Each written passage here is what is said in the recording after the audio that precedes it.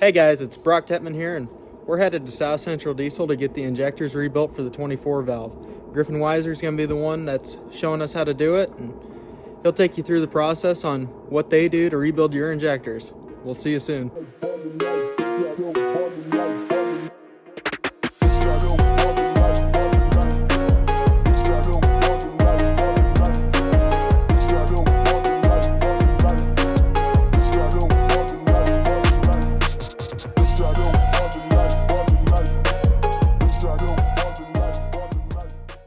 So, what you're doing is compressing the nozzle back off this seat on the side. That's kind of, you don't have to have one, but it keeps them from breaking. And that way you can take the nozzle nut off. You can take the gaskets off if you want ahead of time, but it's fine.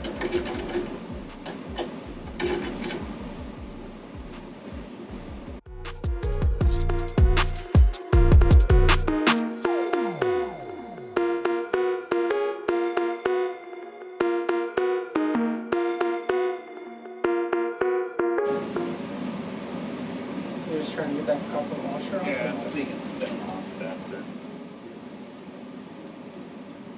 So I just wanted to save one without messing it all up in case we ever need to get a copy of it. Get a copy of it. Like the gasket, in case the ones they sent are like.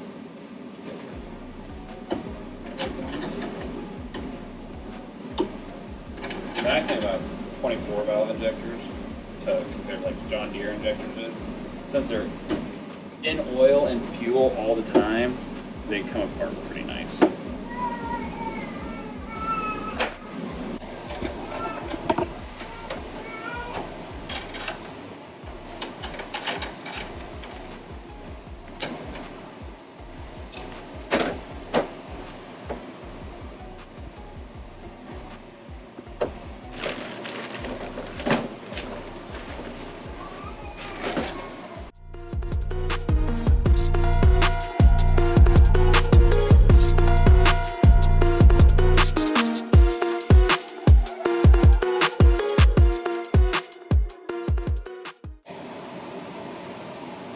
Things must have not been sealing very good, because you can tell from the discoloration here that exhaust was heat and cylinder pressure was trying to pushing around them a little bit, so it's a little discolored, but it's probably the 300,000 miles. That's probably the reason there's discolored.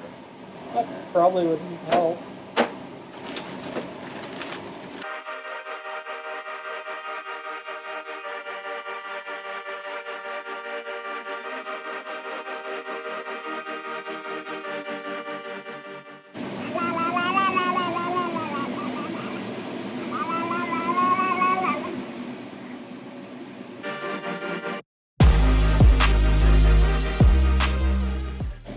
I'm just taking these off so when you clean them, it actually gets the old fuel out maybe behind them, and just so they look better. You don't have to do them as much if I get it off.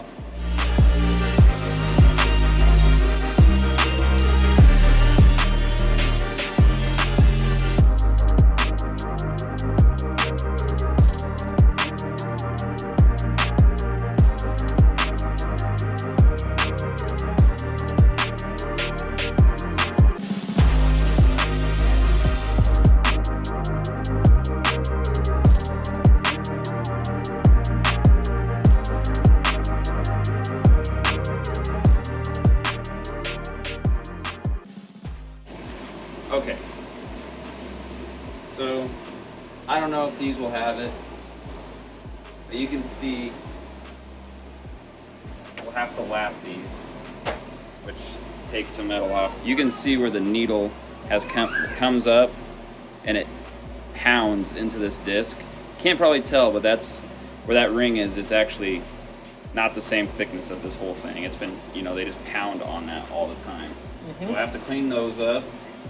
We'll stick your nozzles in the cleaner too, just so we can see how hot they've gotten, because they'll probably be blue, yellow, all up and down the side.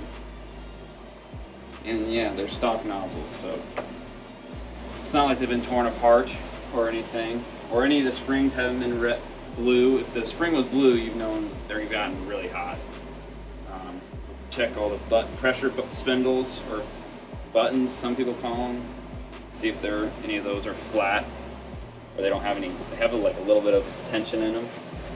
And then probably try to get them cleaned up a little bit. They're pretty old. But other than that, they look pretty good. That's your expert opinion? I've seen a lot worse.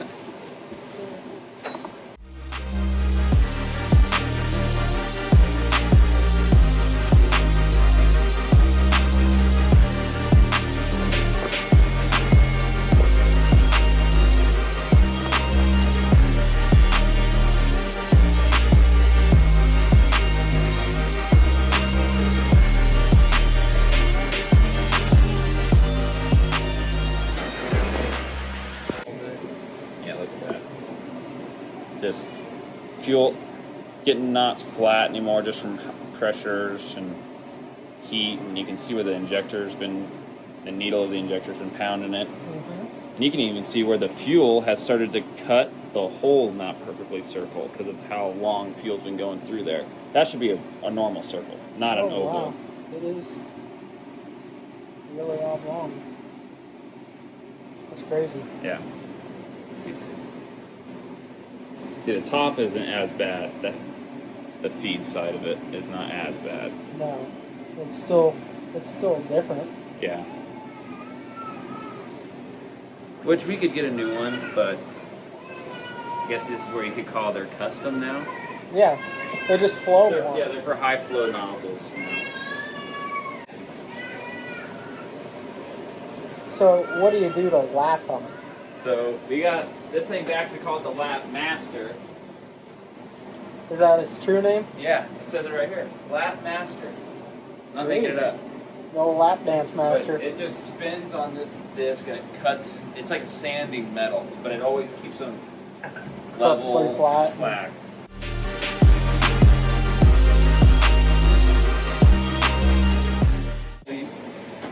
This injector opens God knows how many millions of times over the amount of miles on it, and every time you can, this one's a really good one, you can see where that pentle, the needle in the nozzle has been beaten this. That actually makes that distance greater, and it just changes the injector's characteristics in its entirety. Like, it just, you might not ever notice it, but it's just not how they're supposed to be.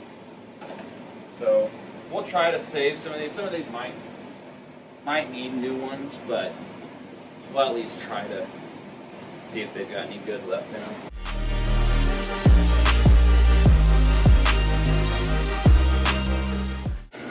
So basically all that's doing is that plate on top is holding a constant steady pressure to make them all consistently the same height, correct? Yeah, and then each groove, there's several grooves in this plate, and it's just like taking, like your knife edge and just taking a nice cut off of them. Just ever so slightly. Yeah, it's probably not taking a lot off, and after we do that, if that doesn't do, if that gets them close, that's like taking a big part of it off. We'll go to the manual one and we'll take some more off there, and then you can polish them if you want on these, but I've never noticed a difference. Sometimes I think they look better off that than after the sanding paper.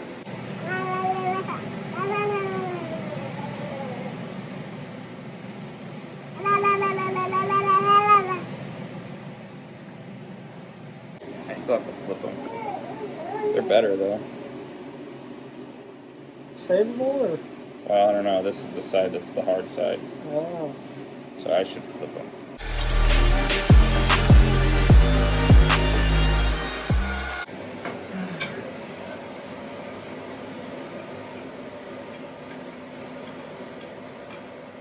You do a figure eight? Yeah, and then you can do figure eight from different directions. I always just do this way, but I feel like it's the easiest.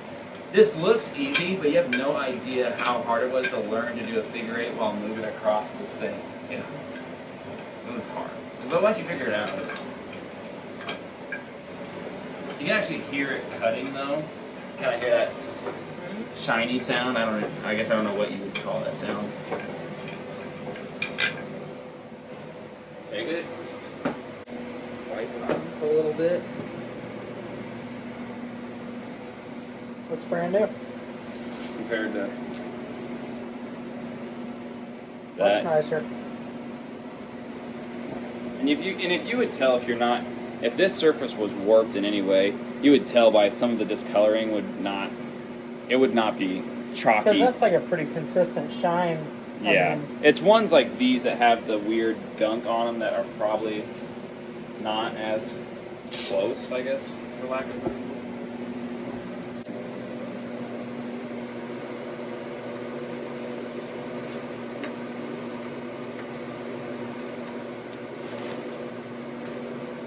Now it's actually chromy type shine. The important part is also you can see in the feed tube hole where it connects, there's no contamination, which if you take these out and there's rust down in there, just get a new set. Get new lines. Pump's probably not far behind if the injector started going bad. Just contamination in this stuff is just destroy all.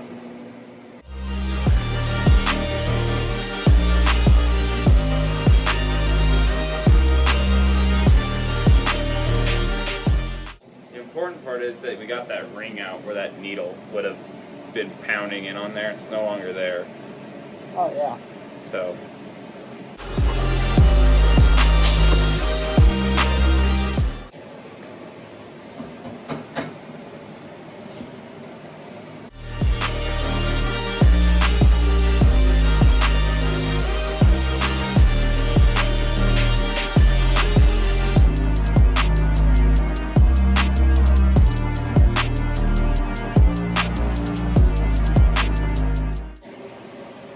can you read it? No. Barely. Don't know what the numbers mean, but it's got the Dynamite logo on it. Here are these two shims, which came out of the old ones, just to see where we're at.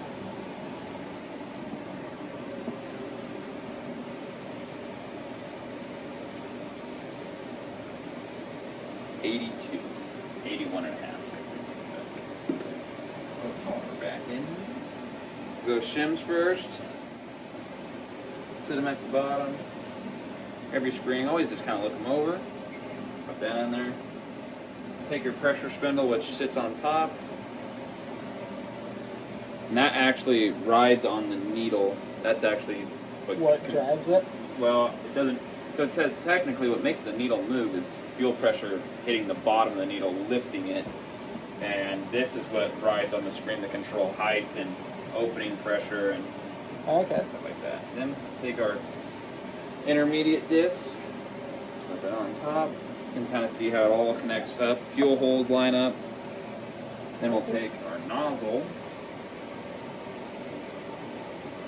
Set it on there without dropping it. Do it all together.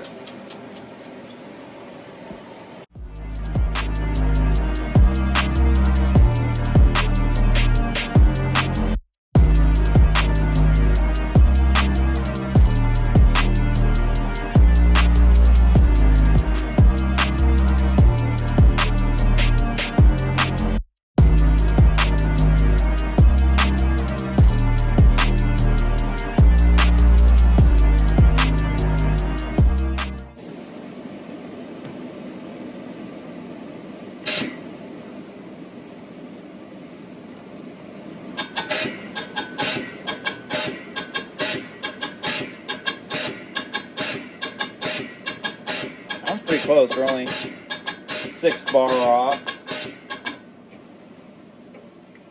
Running your day, and that's just how it is.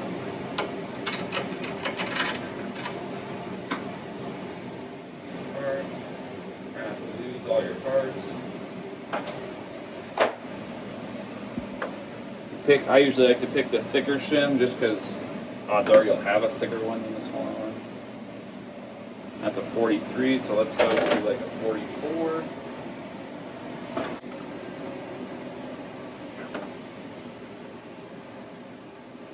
It's a 46, 45 and a half. We can try it just to see what it does. Never know. There you go.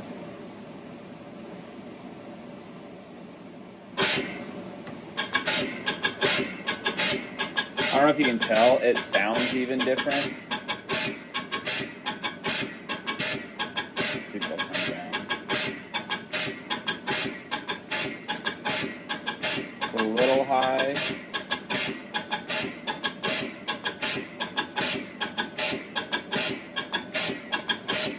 We're gonna leave it for now. Okay. Just to see where the other ones fall.